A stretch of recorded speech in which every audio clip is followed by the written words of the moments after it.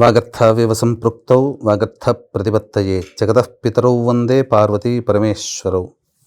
ఆదిత్యాయ చ సోమాయ మంగళాయ బుధాయ చ గురుశుక్ర శనిభ్యశ్చరాహవే కేతవే నమః. శృంగేరి జగద్గురు పీఠాధిపతులకి, కంచి పీఠాధిపతులకి నమస్కారములు తెలియచేసుకుంటూ కార్యక్రమాన్ని ప్రారంభిద్దాం. వీక్షించేటువంటి ప్రేక్షకులు ప్రధానంగా శివాజ్ఞ లేనిదే చీమైన కుట్టదు, అపారమైనటువంటి శివానుగ్రహాన్ని అందించే అద్భుతమైన రోజు గత నెలలో జూలై 13వ తారీఖు రోజున గురించి చెప్పడం జరిగింది. దాదాపు 2 తెలుగు రాష్ట్రాల్లో ఉన్నటువంటి వ్యక్తులందరూ కూడా ఆ యొక్క పరమేశ్వరుని యొక్క దివ్య అనుగ్రహాన్ని పొందారు. అంతటి రోజు అని చెప్పలేను, కానీ అంతటి రోజుతో కొద్దిగా తక్కువైనటువంటి ప్రభావం కలిగినటువంటి రోజు అతి త్వరలో మనకు రాబోతుంది. అదే ఆగస్టు 10వ తారీఖు రోజున ఏర్పడేటువంటి గొప్ప యోగం. ఇది సాధారణంగా మనకు కనిపించదు, లభించదు కూడా.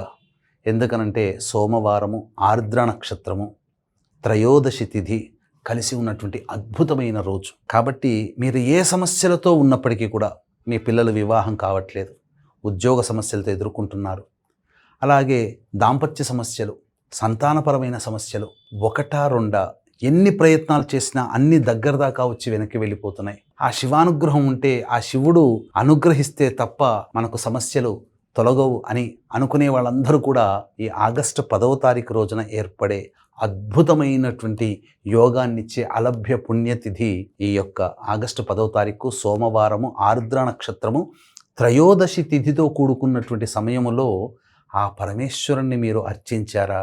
ఆ యొక్క పరమేశ్వరుని యొక్క అనుగ్రహం వల్ల శ్రావణ మాసం లోపల మీ యొక్క సంకల్పం నెరవేరుతుంది అని చెప్పడంలో ఏమాత్రము సందేహం లేదు. ఇక ఆలస్యం చేయకుండా ఆ రోజు ఏం చెయ్యాలో విధి విధానాలు మీకు తెలియచేస్తాను.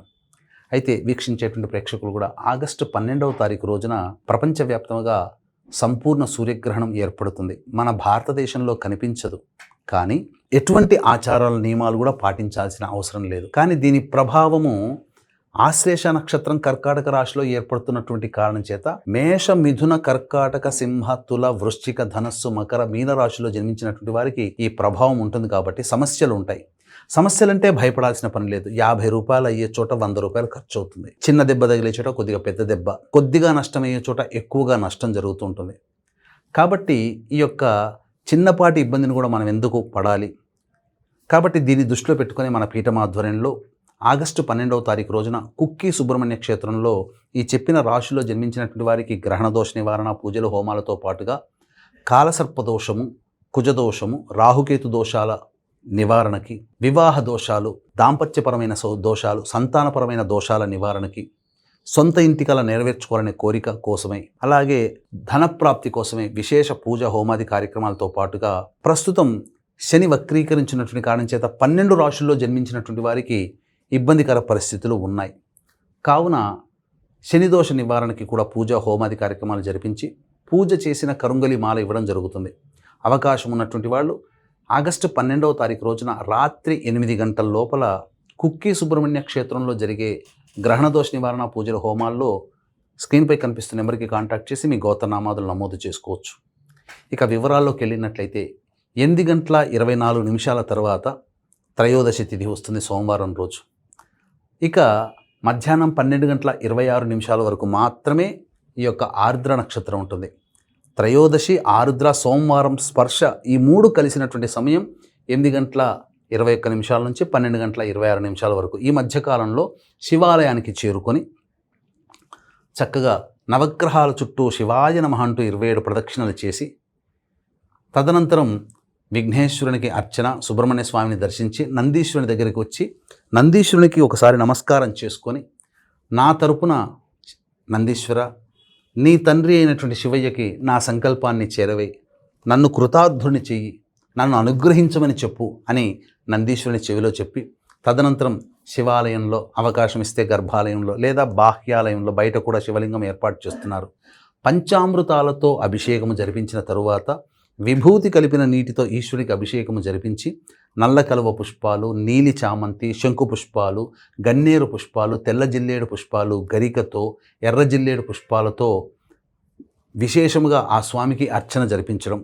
దీంతో పాటుగా ఆరుద్ర నక్షత్రం ఉంది కాబట్టి అభిషేకం చేసే సమయంలోనే ముందుగా వండి వార్చినటువంటి చల్లార్చినటువంటి అన్నముతో ఈశ్వరునికి అభిషేకం జరిపించి చక్కగా ఈ చెప్పిన ద్రవ్యాలతో అర్చన చేసినట్లయితే తప్పకుండా ఆ పరమేశ్వరుడు సంతృష్టి చెంది మీ యొక్క సంకల్పం అచిరకాలంలోనే నెరవేర్చే విధంగా మీతో సహాయకారిగా ఉంటాడు, మీ పక్కనే ఉంటాడు, మీ చెంతనే ఉంటాడు. తదనంతరం ఆఖరిగా ఆ పరమేశ్వరుణ్ణి దర్శించి 2 చేతులు అంజలి ఘటించి, శివయ్య నీ వల్లనే ఇప్పటి వరకు నేను నిలబడగలిగాను, నాకు ఇప్పుడు సమస్య వచ్చింది, ఈ సమస్య నుంచి బయటపడేసి నన్ను కృతార్థుడిని చేసే బాధ్యత నీదేనయ్యా అని ఆ పరమేశ్వరుని భక్తిగా అంజలి ఘటించి నమస్కారం చేసుకొని ప్రార్థించండి. తప్పకుండా ఆ పరమేశ్వరుడు మీ మొర ఆలకిస్తాడు.